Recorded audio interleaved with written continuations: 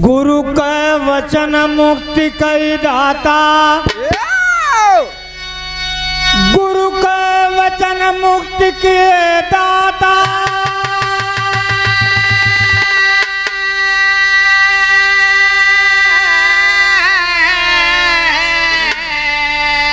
भैया गुरु बिन सृष्टि बायाधा,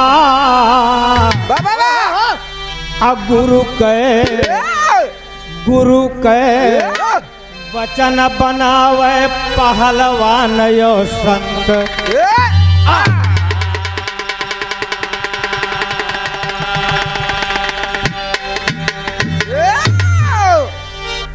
गुरु का वचन पहलवान बना देता है, गुरु का वचन ही संत बना देता है, और गुरु का वचन ही बैरिस्टर, इंजीनियर, कमिश्नर बना देता है। और देखा आप, यहीं से एक गीत कहानी की शुरुआत बा जो उनकी समाज के लायक है दोस्त। अत्तर जो है हो मास्टर साहब,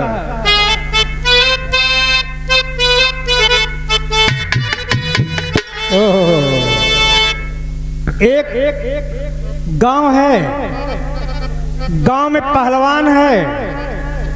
पहलवान अपने गुरुजी के साथ में अखाड़े में जोर करता है।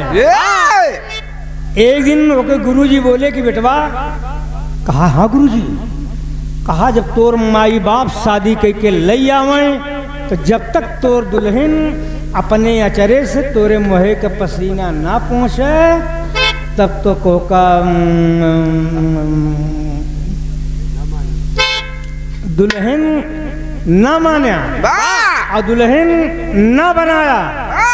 अरे कहा जी गुरुजी, ए भैया वही निगोठा की पट्टी में गांठी लगा दिया, गुरु बचन हरदी के गठिया, जब रगरे मन लाए रगरत रगरत हो गए मिसरिया, बांस फांस में बिका।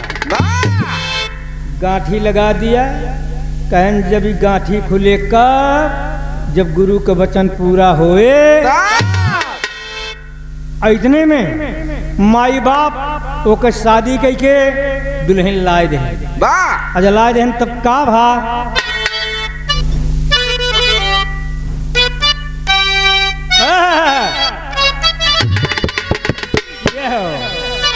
के काबे में तेरा जलवा, के काबे में तेरा जलवा, काशी में नजारा।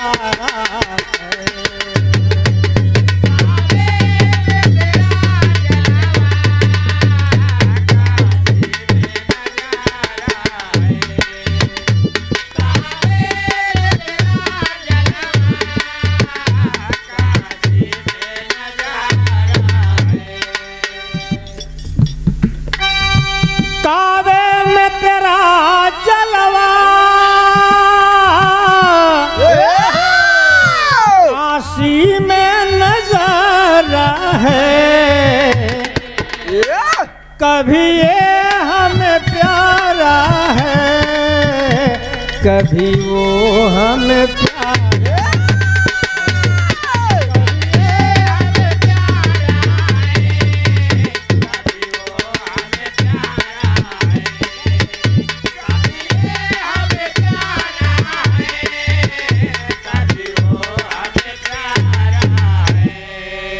बाबूजी ये गीत हो, लेकिन गीत के भाव में कहना है कि करके शादी रजन पहलवान का नाम रज्जन है। करके शादी रज्जन घर दुल्हन लाए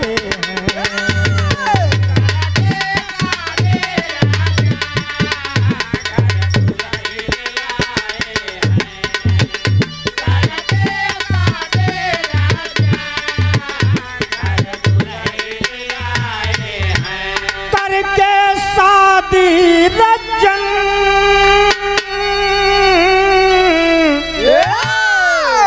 घर दुल्हन लाए हैं बाबा और संग सोते नहीं गईल गुरु के बात गठियाए हैं।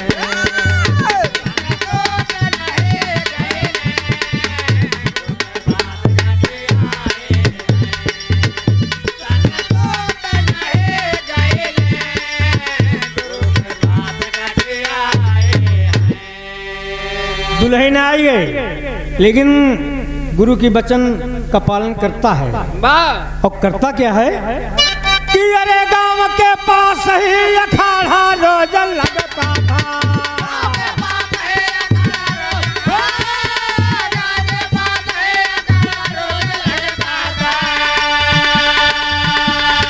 बंद न होवे कभी 12 मास चलता था। मारतारी आज जोर पट्ठों को कराता था। अरे साथ उस्ताद के तन का जोर होता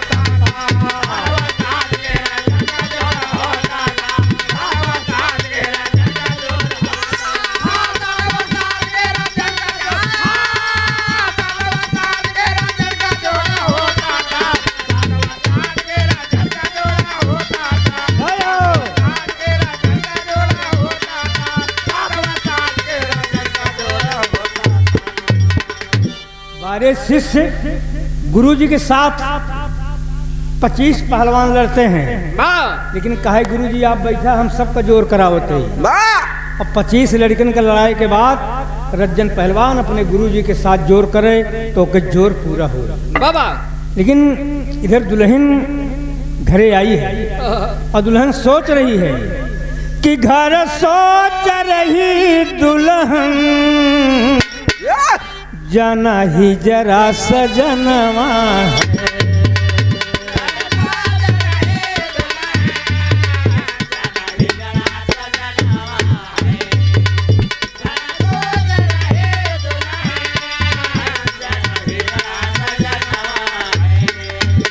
मन सोच रही दुल्हन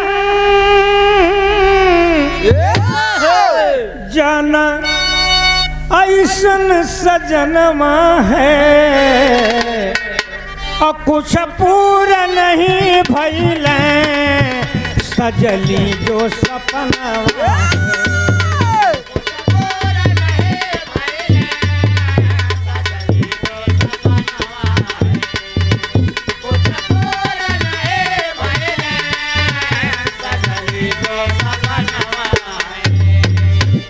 ए भैया दुल्हन सोचत कि हर लड़की ससुराल जाती है पिया से मुलाकात हुई 2-4 बात हुई लेकिन वैसन तैसन दुल्हा रहा वारे दुल्हन रहे हरे 1 महीना 2 महीना 4 महीना अपने ससुराल में रही। जब लौट के आए तो कर सखी पूछे लगे कैस लड़किए कहे कस तो दुल्हनिया कहे बस कहन का अपनी सहेलियों से बताती है हो तानी बतिया सुन ल हमार सखिया हो तानी बतिया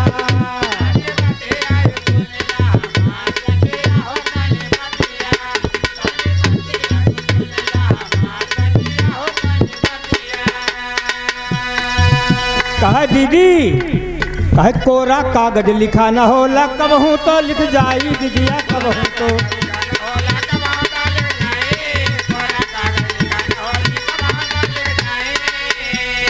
अरे बंजर धरती पड़ी रहा पर कब हूँ हल चल जाई और कब सपना कभो सपना ही हो जाई सकार सखिया रे कभो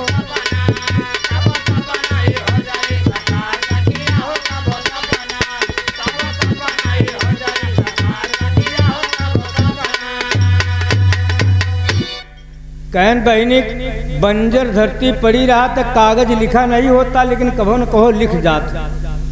लड़की बड़ी समझदार रही, समझ गए कि एक दुल्हा एक का मानस जाने से ना लप से पहुंच गए उनके बाप के लगे। बुढ़वा बाप से बोलिन कि दादा तोरी बिटिया का तोर दमाद मानस जाने से ना। बुढ़वा का माथा ठनक गा, कलम कागज उठा लिया। श्री गणेशाय नमः।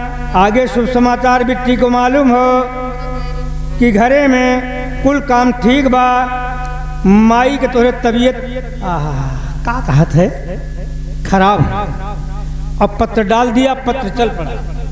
पत्र पहुंचा, पहलवान अखाड़े पर गया है और डाकिया ले जाएगी चिट्ठी थमा दे। दुल्हन पढ़त है, हाँ अच्छा हमरे अम्मा की तबीयत खराब है, शेष मिलने पर।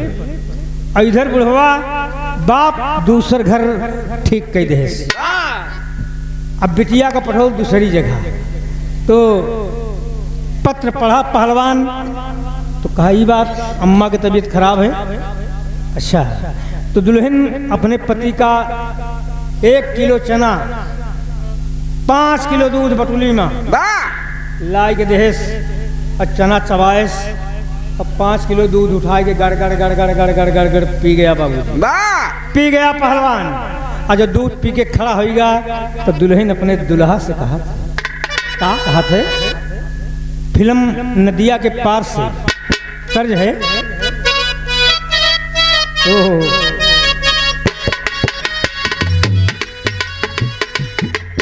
ये हो कि कौन दिशा में लेके चला रे बटोहिया, कौन दिशा में लेके चला रे बटोहिया, कौन दिशा में लेके चला रे बटोहिया। ये ओरिजिनल आ, लेकिन आज अपने बलम से तब बोली है गुजरिया।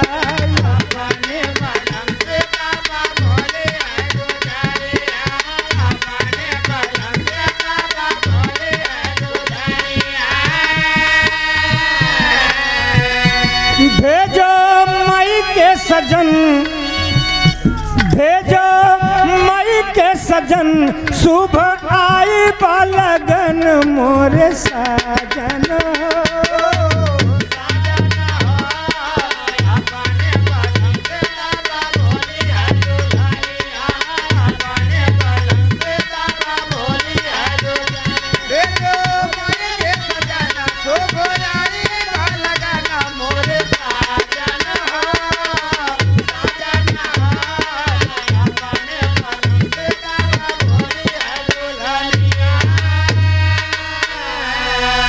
कहा स्वामी जी हमका हमरे माई के घर छोड़ दिया। का मतलब? बस बस बस हमरे अम्मा का तबीयत खराब, जल्दी चला और ना तो भेंट होए ना होए।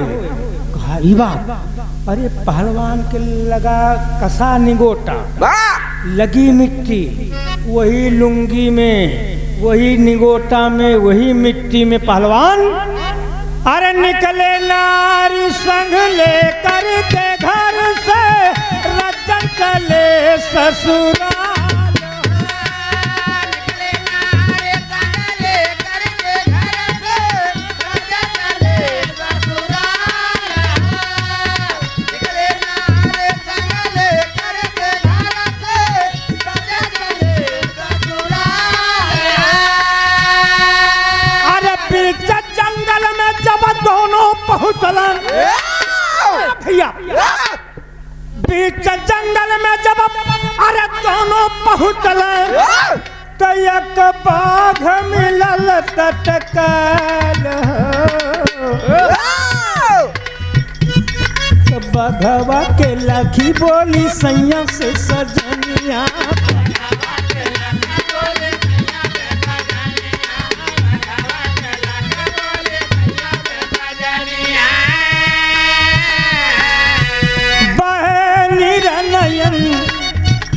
बहे नीरा नयन थर थर कांपेला बदन मोरे साजन।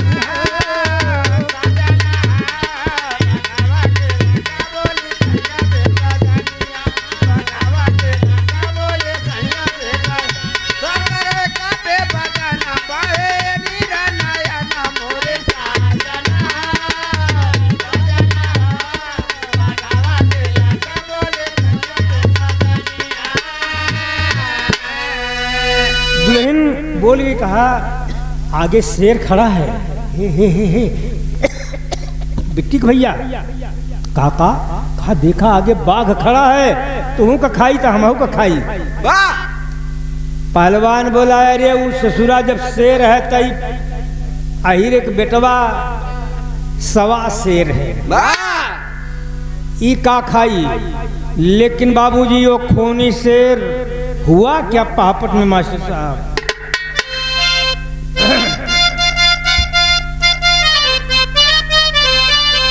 अरे बाघ देख कर आ गईले समनवा बीच बनवा में। अरे बाघ देख कर आ गईले समनवा बीच बनवा में। अरे ठोक तार झट फिर गईले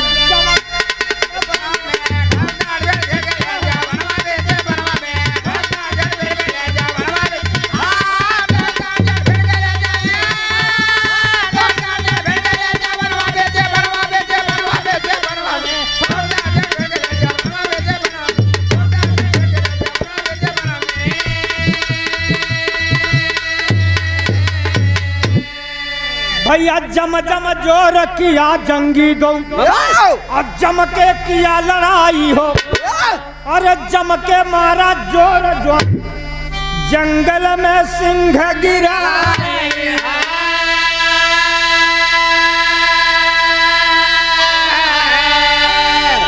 भैया याद रहे गुरु वचन हरदी के गठिया।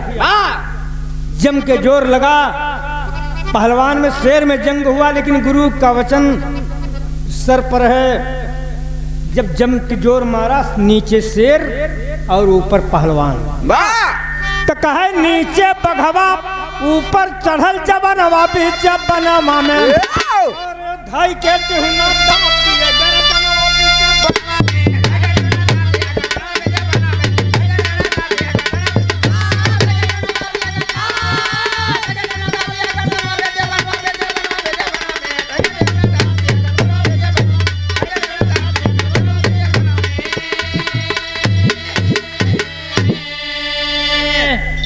नीचे बाघ तिहुना रख दिया गर्दना पर। का घुसाए दे मामा, घुसाए दे मामा तो का ए बाबू। लेकिन वो भी शेर है, आल्हा में भावा।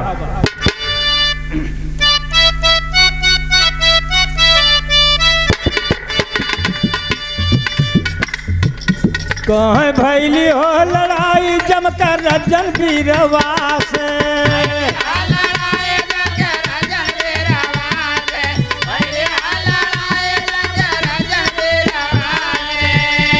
और नीचवा से सिंह कैला क्रोधवा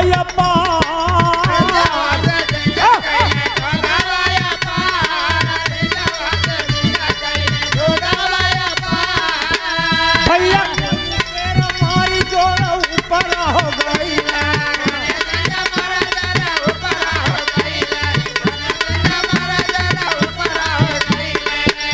अरे पंजाबा में पंजा दोनों लिहल सटा।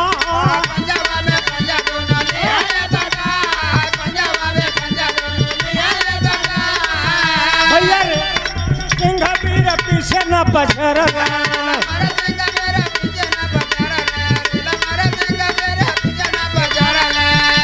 रेला मारे सिंह रेला मारे रजन शेर पीछे हट जा।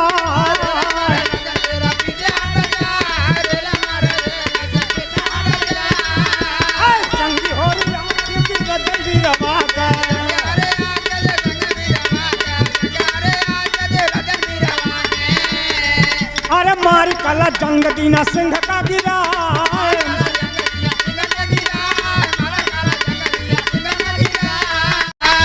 वीर रजन का कारी धोतिया बहाई राम।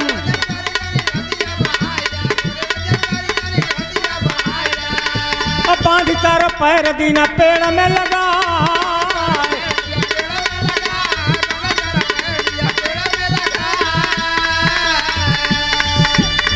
भैया तब बहत पसीना देख रजन के दुल्हनिया।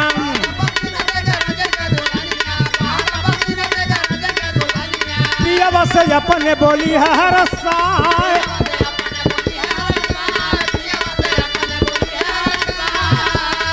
भैया पियवा के तोरवा बिठाए बारी धनिया।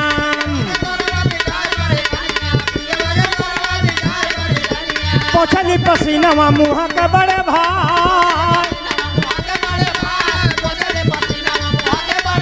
अरे पोछ तो पसीनावा जननवा सजन के।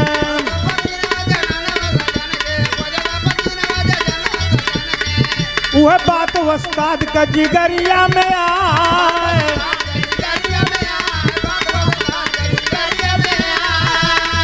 अरे खोल के लंगोटवा बहावा पीछे बनवा और नारी वाला नाता दिया बन में निभा।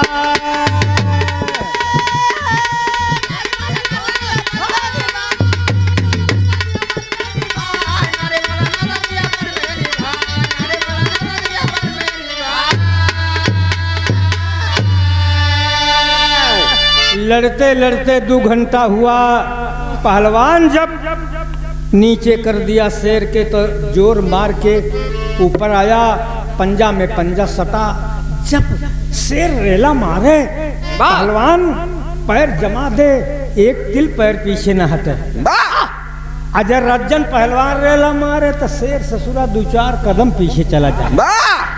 ओके दुल्हनिया बगल में खड़ी ललकार रही है। अरे वाह बेटी के भैया। जिया अरे जिया हमार राजा जिया ललकार रही है। अब बतावा जोनी दुल्हनी के दुल्हा शेर से लड़त हुई तो मेहरारू के कैसन खुशी हुई। वो वीरांगना बन जाएगी। लेकिन अंत में बाबूजी जब शेर के नीचे कर दिया तो कहे कि निगोटा गुरु के वचन बात पूरी हो गई। वही जंगल में नारी संघले वीर विजेता ससुरारी में आया। भय वर्षा बिन बादल का बाबा सूखा सागर लहराया। सूखी कली खिली जब मिला बाग का माली।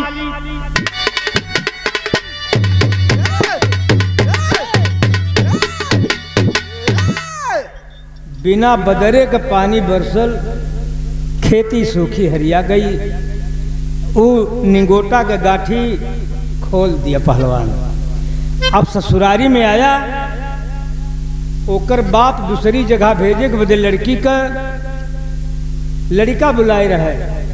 उड़हरन का बाराती आई रहे। अब बगिया में नगारा बाजत रहे। तब देखा ताब है अंतिम भाव है। पहुंची नारी साथ रजन के अपने नैहर केवरी। और देखत सास ससुर सार कहीं पूरा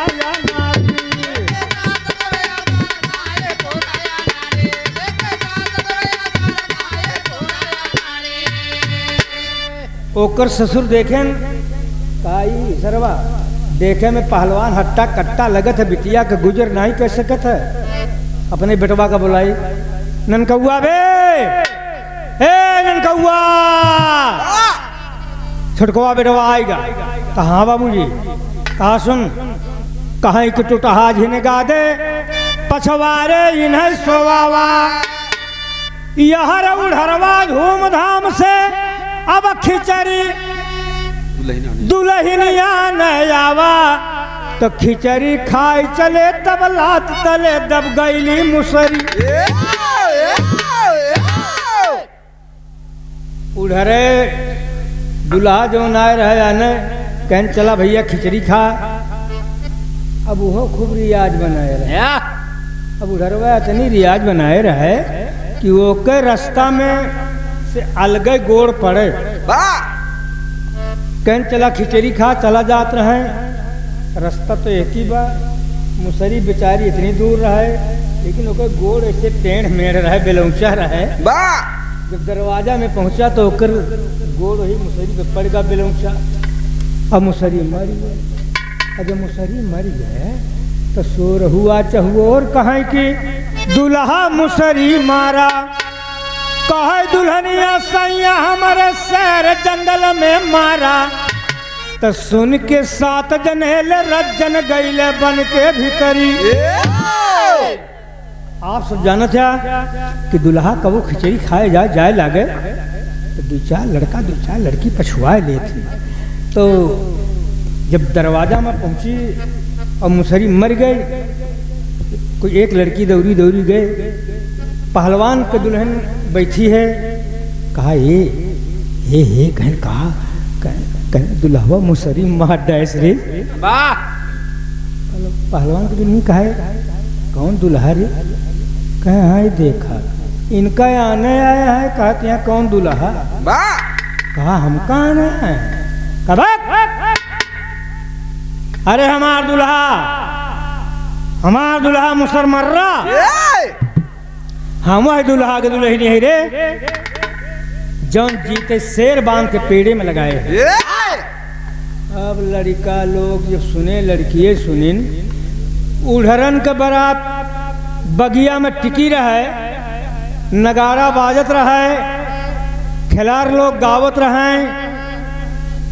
और तब तक के लड़की पहुंची, कहा हे कहन जौने दुल्हा के दुल्हन आने आया है, वो दुल्हा जीते शेर बांध के पेड़े में लगाए बा। अरे उड़हरा लोग कहन भाई कहें बंद नगारा बंद। कहन वो पीछे लेता है, उनका बेचारू का पछवारे जोन झिनगा खतिया रहा है पहलवान का, वो दे रहे हैं सोई का। अब पीछे 7 जने गए उड़हरा की तरफ से। बाबा अरे भाई साहब, कहा क्या बात है? कहा सुनी थे तू जीते शेर बांध के पेड़े में लगाया? कहा हाँ। तो कहा फिर चलो दिखाओ। आगे पहलवान, पीछे 7 लोग गए और कहा वाह बांधे अजा तू हम अकेले बांधा, तो 7 जने खोल दिया तो जानी। तू बांधा तू खोला तब जानी। कहा ठीक। पहलवान पहुंचा, एक रंदा घसीट के मारे। अरे जैसे रंदा पड़ा बाबूजी, बस वो पहलवान समझ गया कि वो है यार। और जब चारों पैर खोल दिया तो भगा सिंह ले जान जाए, जब दीना रज्जन खोली यहर जान ले यकवरी, भागी उड़हरन का टोली। रज्जन दुल्हन साथ लियाई गईले घरवा के ओर।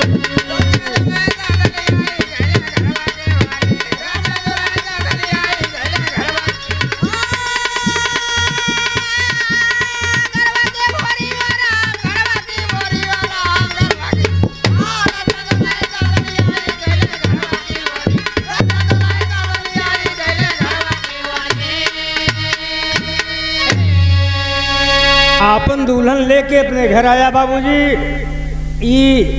अगर कोनो लड़की हमारे समाज के बा, ओकर दुल्हा डॉक्टरी पढ़ रहा है, अपना पतिव्रत धर्म लिए गुरु का वचन माने बैठी रहती है, तो एक दिन वो अनपढ़ी लड़की डॉक्टराइन कहवाती है।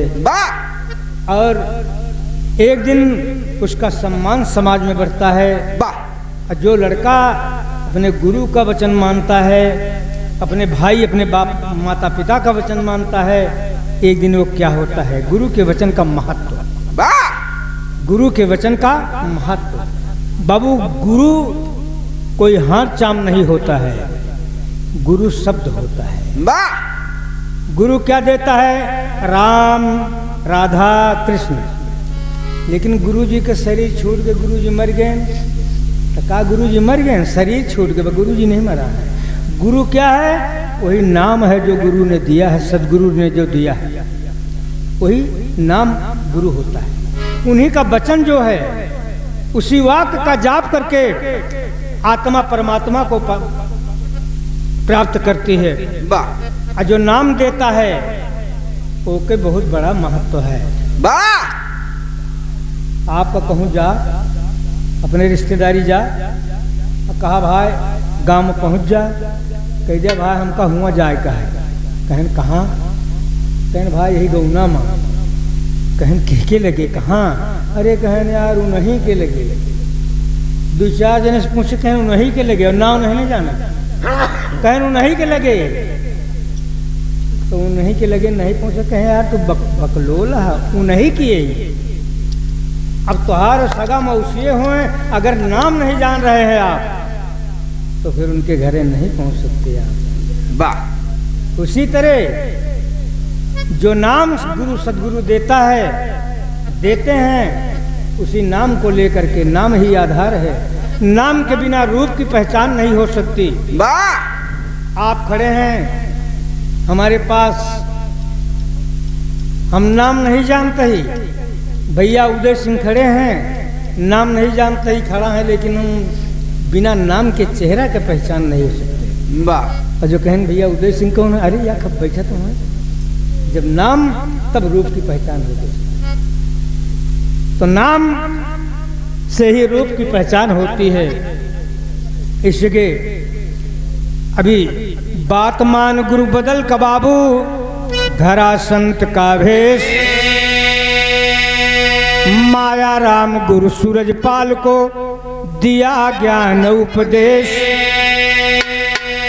हरियाली छाई लहरी खेतिया, यादो जगन्नाथ गुरु चरणों में सर डाली। हरियाली छाई लहरी खेतिया,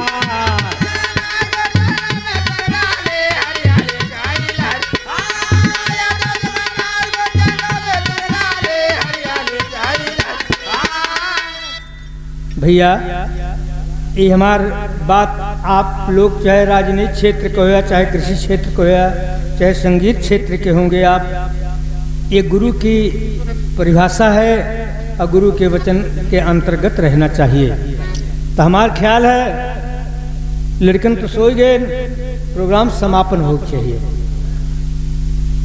बोलो रघुपति राघव राजा राम, पतित पावन सीताराम। जय रघुपति राघव राजा राम, पतित पावन सीताराम। रघुपति राघव राजा राम, पतित पावन सीताराम। ओ मंगल भवनय मंगल हारी, नाथ सकल संपदा तुम्हारी। सेवक समेत सुत नारी। इस समापन कार्यक्रम पर भैया उदय सिंह जी की ओर से 100 रुपया प्रविश्य नगर कीजिए सब काजा। प्रविश्य नगर कीजिए सब काजा। भैया भोला मिश्रा जी 20 रुपया। नाथ सकल संपदा तुम्हारी, प्रविश्य नगर कीजिए सब काजा। राम सिया हम सब जग जानी, बोलो रघुपति राघव राजा राम, पतित पावन सीताराम। जय